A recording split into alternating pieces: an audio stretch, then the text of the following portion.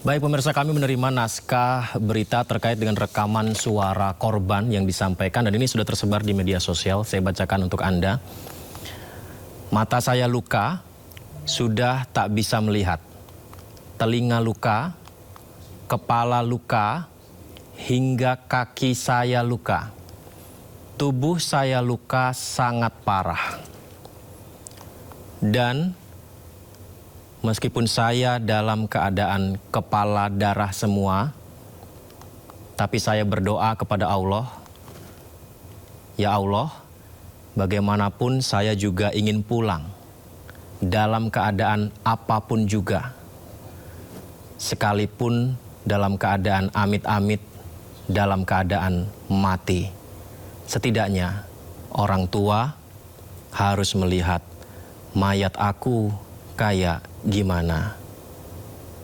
3 tahun itu kamu nggak boleh keluar dari kosan? Nggak bisa, karena udah nggak bisa lihat. Jadi kalau misalkan disiksa nih ya, terus saya teh mengeluarkan suara kayak gitu, rasanya dia teh disiksa lagi. Jadi saya teh kayak gak kemana-mana. Dia kan kerjanya sebagai dia kolektor.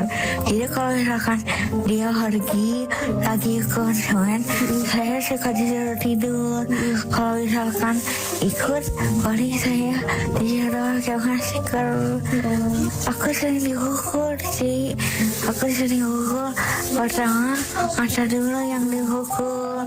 Terus ini telinga, ya.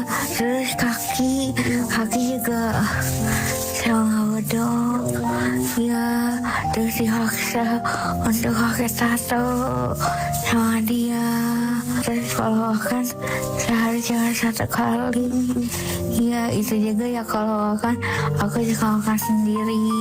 Terus sisanya bisa dibilang jatah mandi. Karena aku nggak bisa lihat ya, jadi mau mandi gimana gitu kan. Kalau aku tuh kayak banyak cairan gitu. Terus aku tuh diantar ke sini sama yang punya kosan. Nah, jadi ya dia tuh bisa ngantar lah. Aku dalam keadaan kuku panjang, terus kepala darah semua.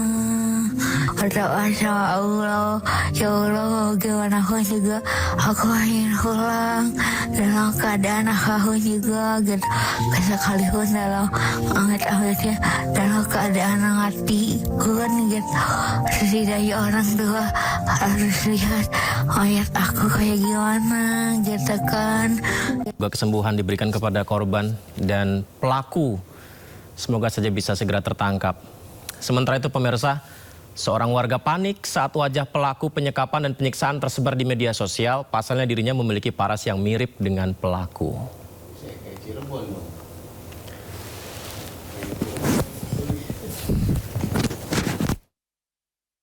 Klarifikasi yang disampaikan seorang warga terkait wajahnya yang mirip dengan wajah pelaku.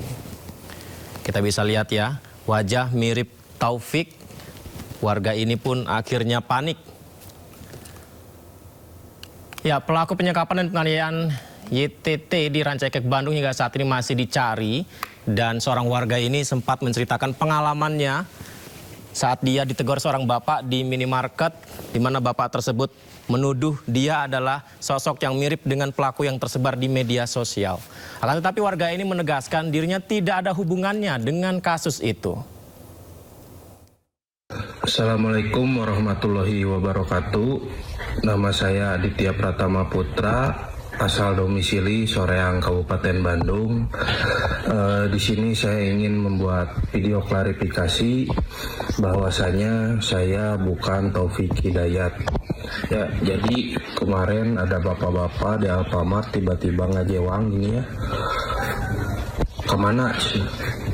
Jadinya pelaku penganiayaan. Di sini saya mau garis bawahi bahwa saya bukan Taufik Hidayat seperti di foto ini ya. Memang rada mirip seetik, tapi itu bukan saya. Saya mah jangankan menganiaya wanita, ada semut nempel di tangan saya tiup, bukan saya keplak ya. Pelaku penyekapan wanita di Bandung masih buron. Gubernur Jawa Barat Deddy Mulyadi bahkan menggelar sayembara 250 juta rupiah bagi warga yang berhasil menemukan pelaku penyekapan sadis ini.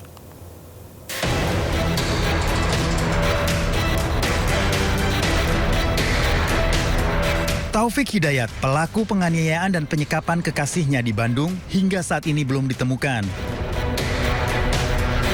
Gubernur Jawa Barat Deddy Mulyadi membuka sayembara bagi warga yang bisa menemukan Taufik Hidayat akan memberikan hadiah.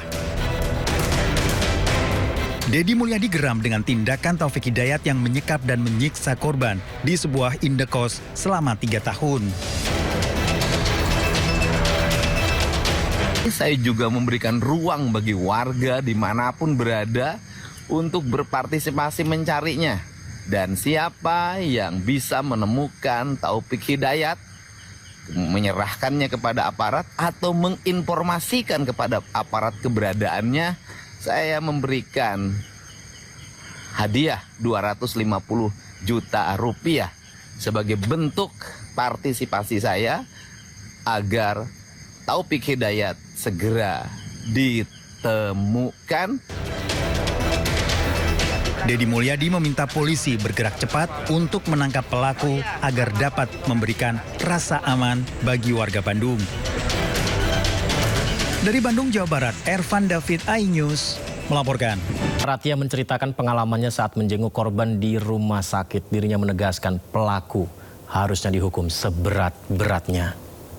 Jadi saya sudah menanyakan kepada pihak keluarga dan saya kira pihak keluarga angkat tangan karena biaya tentu akan sangat besar gitu, karena dari yang saya lihat kondisinya kemarin operasi-operasi sudah dilakukan tapi hanya bisa bertahap karena ini minor sekali ya. Jadi dari mulai kepalanya bernanah, ada belatungnya, kemudian matanya buta, kemudian mulutnya digunting, kemudian badannya penuh dengan bekas sudutan rokok, kemudian ada bekas bacokan dan lain sebagainya. Itu tentu prosesnya sangat panjang. Dan saya juga agak sedikit menahan diri untuk banyak bertanya begitu, meskipun beliau nampaknya mengenal saya begitu. Jadi beliau ingin banyak menyampaikan sesuatu, tapi pada akhirnya beliau hanya mengatakan, "Ibu, saya ingin bisa melihat lagi," begitu. Nah, tapi tadi yang saya lihat secara langsung, ini nampaknya proses penyembuhan tidak akan sebentar begitu. Karena ketika dilakukan satu operasi, maka operasi lain tentu akan menunggu. Jadi ini akan sangat panjang sekali. Nah, saya memohon bantuan kepada semua pihak, khususnya terima kasih banyak kepada RSHS yang sudah mendampingi dengan luar biasa ya. Termasuk juga secara psikis begitu. Karena saya melihat kondisi yang paling harus disembuhkan pertama kali adalah terkait dengan psikisnya. Bayangkan 3 tahun dia berada di dalam cengkraman predator yang dia tidak mampu untuk keluar dari sana begitu. Tapi kemudian pada akhirnya dia keluar, ini pasti dia mengalami situasi yang sangat berat. Oleh karenanya mudah-mudahan juga pendampingan dari pihak psikolog begitu atau mungkin juga psikiater kalau bila itu diperlukan. Saya kira ini yang paling penting adalah untuk menyembuhkan bagaimana luka batinnya dulu gitu.